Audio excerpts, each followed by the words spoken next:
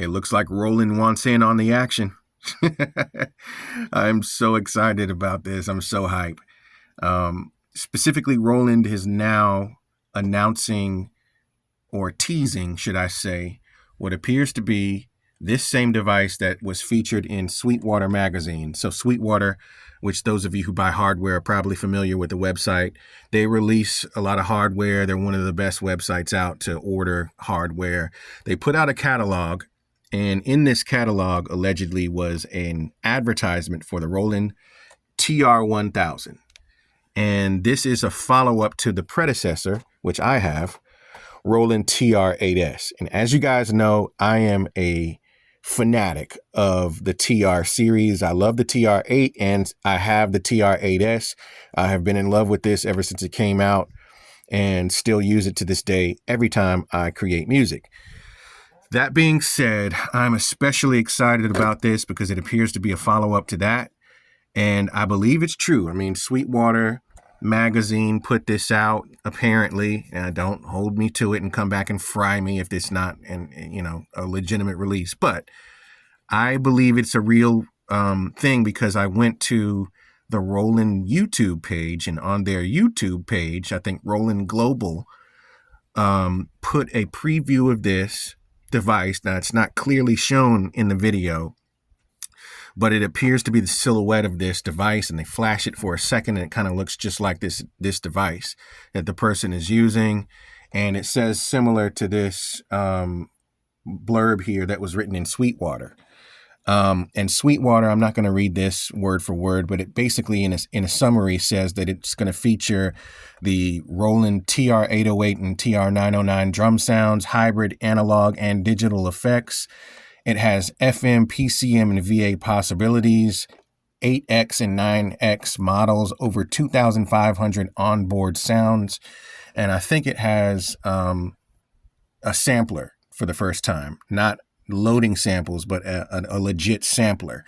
So on this device, it has the ability to load samples in. You can manipulate PCM samples.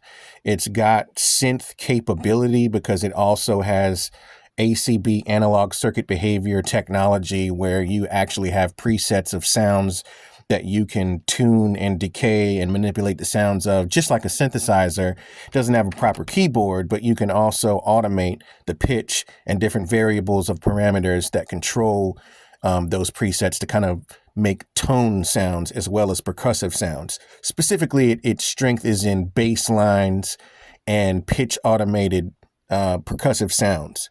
But yet there is a synthesizer engine in here for the ACB technology, as well as the FM synth that's in here. So it looks like this one has the same thing. I wonder whether they include the same additional drum kits like the 606, 707, 727, CR78, etc., or if it just narrowed it down, stripped it down to only the 808 and the 909 and gave us some other things. I don't know. On the actual YouTube video, it says something about, you've had the classics, welcome to the future. So maybe they're, responding to a lot of the people who say that Roland spends a lot of time reminiscing on classic and vintage sounds, and now they're trying to step into the future. Either way, I think it's cool that they did still include the 808 and the 909, and the fact that they have an FM synth in this one leads me to believe that they're doing some futuristic things that may be an upgrade from the TR-800. I don't know where they can go from this. I mean, this was a flawless device for me. One advantage to this, I do see, you can't see it here, so I'm not going to zoom in, but on other pictures, I've seen a little bit better quality than this one, where it does have a quantize button.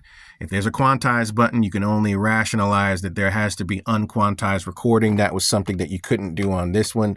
You don't have off-grid recording. You can't move steps off the grid. Everything is exactly on the 16th step or the sub-steps thereof in between, but you can't knock anything off the grid.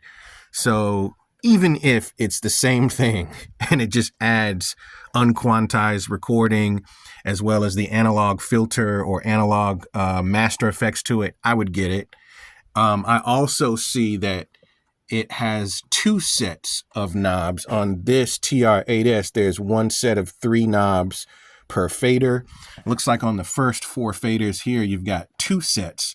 So a total of 6 knobs per fader for the first 4 faders. So I think they're control faders. On this one, you only get 1 control knob, excuse me, not faders, but knob. You only get 1 control knob per fader, per instrument. But it looks like on the first 4 faders and instruments of this, you get maybe 3 or 4 control knobs. Now that opens up a whole nother realm of possibilities that could take this device to another level. So I'll be curious to see what Roland has done to upgrade the TR-8S when we get into the TR-1000. But I had to post about this.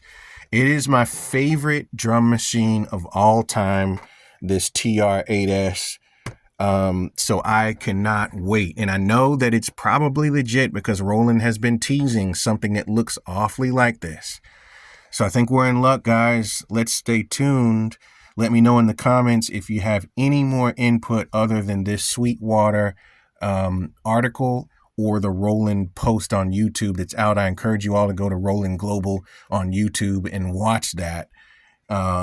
Although it doesn't drop any specs or release any informative information, it is kind of a half confirmation that this device is in fact real and is coming out. Let me know if you guys have any additional clues that you might know or anything that you can share with us, Roland fans or drum machine fans. Other than that, I'll see you on the flip side. Let's touch base when this thing comes out. All right. See you guys later.